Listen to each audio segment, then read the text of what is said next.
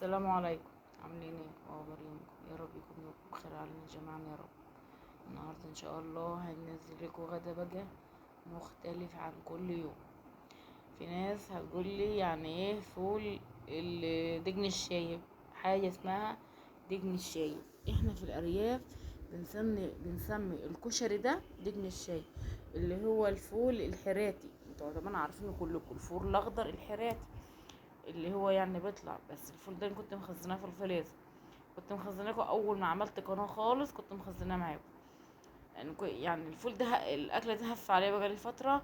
بس عيالي طبعا ما بتشجعنيش، عيالي مش بتحبه، ما فيش عندي الا ابو يوسف اللي بحبه بواحده من البنات، اما الباقي ناكلوش، ما بنحبوش. يا ولاد انا نفسي اكله، يقولوا لا ما بناكلوش. كنت عينها كام طبخه في الفريزر وقلت لهم لا انا هطبخه النهارده، يعني هطبخه النهارده انا هف عليا. افرضوا مت ولا جرالي حاجه، اموت وانا نفسي فيه؟ لا ما ينفعش طبعا، لازم اطبخه. يوسف قال لي مش هاكله، قلت له ما تاكلوش. ودي قال مش قلت له مش هتاكلوش، انا هطبخ لكم الكشري.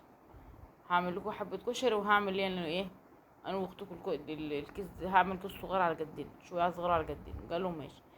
طبعا كشري الفول العدس انا عملته لكم قبل كده. سلقنا طبعا مع بعض البطاطس في الاول خالص، وانا بتكلم في المقدمه ويوسف لابخني في الكلام، وطلعنا بيها. غسلت البطاطس، حبه بطاطس حلوين كده وشويه بيض، وركنتهم على جنب.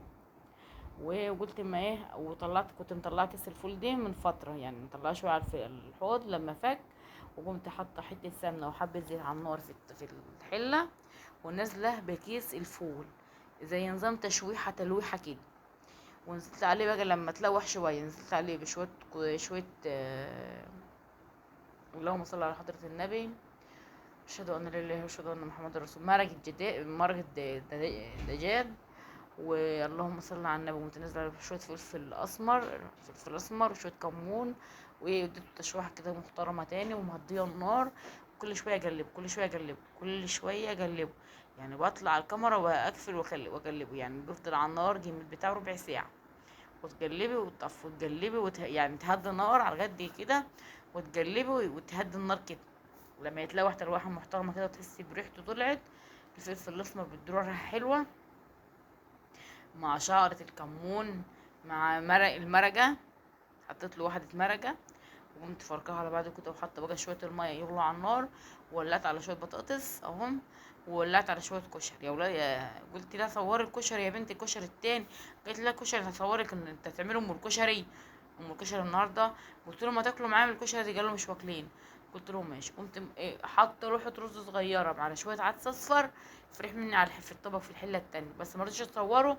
كان استوى عما ربنا هداها وراحت تصوره وهي بتصورني، كان استوى. طبخت شويه الكشري دول بقى، انا مش عارفه انا اتغديت غدوايه. الغدوه دي ما اتغداش من زمان من زمان. طعم ايه وريحه ايه وشكل ايه. اللي يعمله بقى يعمله بنفس الطريقه. مم.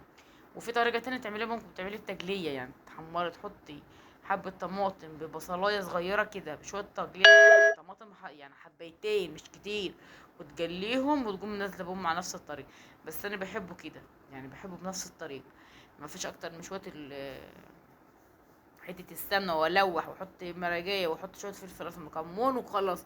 وان الله يحب المحسنين، وبتبقى ريحته وطعمه جميل. بس ما تكتريش الرز بتاعه، خلي الفول كتير زي ما انا عاملاه كده. الفول بقى، الفول الحرث اللي بيخليه طعم جميل ويخليه ريحه حلوه. ما كلكوش بقى ده عملت بقى طبق سلطه كده محترم، مع طبق بطاطس، مع بقى الليمونيه المخلله بتاعتنا الجميله الحلوه دي. وعملت ايه برنجان كده، يعني برنجانه. هو برنجان بس احنا بنسميه برنجانية. مرضتش اعمله بدقة زي ما بنعمله كل مرة. قمت فاتحاه كده وحشاه، حطاه على النار ومهديه النار. قمت حشاه.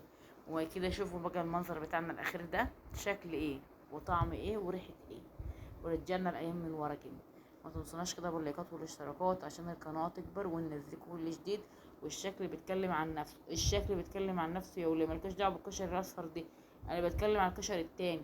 الكشري بتاع يوسف دي ما بتكلمش عنه، يعني بتكلم عن الكشري بتاع ام يوسف. الشكل بيتكلم عن روح. والله الطعم جميل والريحه جميله. والبرنجانه كده بتاعت اللي انا عاملاها، اللي تفتحها كده وتحط فيها شعرة شعرة ليمونة صغيرة كده وتحشيها. طعمها حلو وريحتها حلوة وطعمها جميل. وانا عايزة القناة تكبر بأي شكل. نفسي احقق الشرط التاني. والسلام عليكم.